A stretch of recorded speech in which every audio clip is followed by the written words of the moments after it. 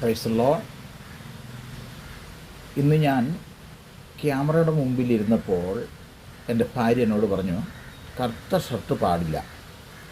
ഞാൻ ഒരു നിമിഷം ഒന്ന് ചിന്തിച്ചു, എന്തുകൊണ്ടാണ് ഞാൻ വെള്ള ഷർട്ട് ധരിക്കുന്നത്? ഞാൻ നിൽക്കുന്ന സമൂഹം, ഞാനും അങ്ങനെ ചെയ്യുകയാണ്. എൻ്റെ വൈറ്റ് ഷർട്ട് പോലെ ആണോ എൻ്റെ അകവും? വെള്ളയും കറുപ്പും പോലെ ഒരു ഇരട്ടത്താപ്പ് ക്രിസ്തീയ ജീവിതം. 21 ദിവസം സഭ വചനധ്യാനത്തിലും പ്രാർത്ഥനയിലുമാണ്. പുതിയ നിയമം വായിച്ചു തീർക്കുക എന്ന ഒരു ലക്ഷ്യമാണ് ഞങ്ങളുടെ മുമ്പിൽ. ഈ മത്തായിയുടെ സുവിശേഷം 15-ാം അധ്യായം 6-ാം വാക്യത്തിലേക്ക് കടന്നു വരുമ്പോൾ യേശു പറഞ്ഞു, നിങ്ങളുടെ സമ്പ്രദായത്താൽ നിങ്ങൾ ദൈവവചനത്തെ ദുർബലമാക്കിയിരിക്കുന്നത്.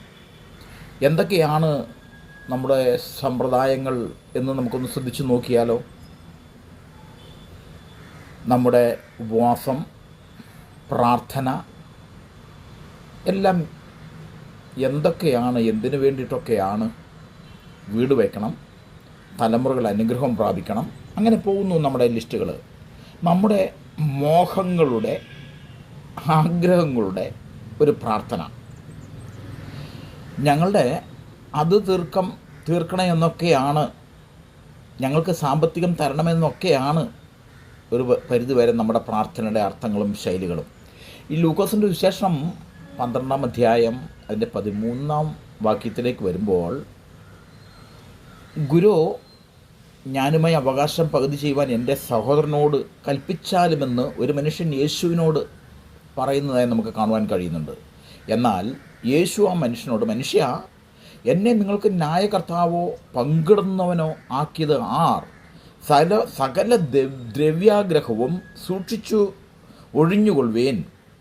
ഒരുത്തിന് സമൃദ്ധി ഉണ്ടായാലും അവൻ്റെ വസ്തുവകയല്ല അവൻ്റെ ജീവന് ആധാരമായിരിക്കുന്നു എന്ന് യേശു പറഞ്ഞു. പ്രബോധനം, പ്രസംഗം, ചർച്ചകൾ, കൺവെൻഷനുകൾ ഒന്നും നമ്മുടെ ജീവിതത്തിൽ യാതൊരു മാറ്റവും വരുത്തുന്നില്ല എന്ന് തോന്നിപ്പോകുന്നു.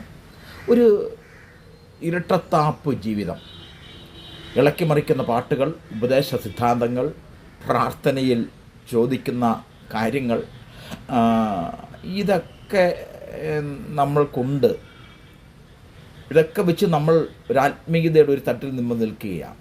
എന്നാൽ ലോകപ്രകാരമുള്ള നമ്മുടെ ജീവിതം ഒരു പക്ഷേ നമ്മളെക്കാൾ താഴ്ന്നവരോടും ഉയർന്നവരോടുമുള്ള നമ്മുടെ മനോഭാവങ്ങളും ഇടപെടലുകളും, നമ്മുടെ പണസമ്പാദനത്തിൻ്റെ മാർഗങ്ങൾ, ഇതൊക്കെ ഒന്ന് നമ്മൾ ചിന്തിച്ചാൽ നമ്മളൊരു ഇരട്ടത്താപ്പ് ക്രിസ്തീയ ജീവിതമാണ് നയിക്കുന്നതെന്ന് നമ്മളൊന്ന് ചിന്തിച്ചു പോകും.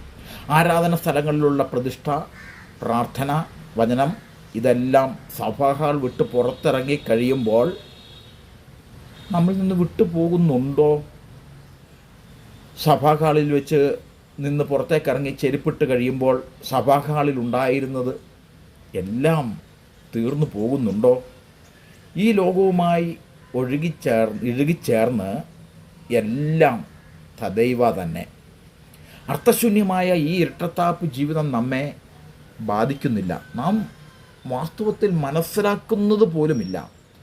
നടീനടന്മാരായ ക്രിസ്തീയ വ്യക്തികളെ കൊണ്ട് നമ്മുടെ ക്രിസ്തീയ ഗോളം നിറഞ്ഞിരിക്കുന്നത് നമ്മൾ കാണുന്നില്ലേ? ഇതിൽ നിന്നും നമുക്കൊരു വിടുതലുണ്ട്. ഏതിൽ നിന്ന? ഈ ഇരട്ടത്താപ്പ് ജീവിതത്തിൽ നിന്ന്.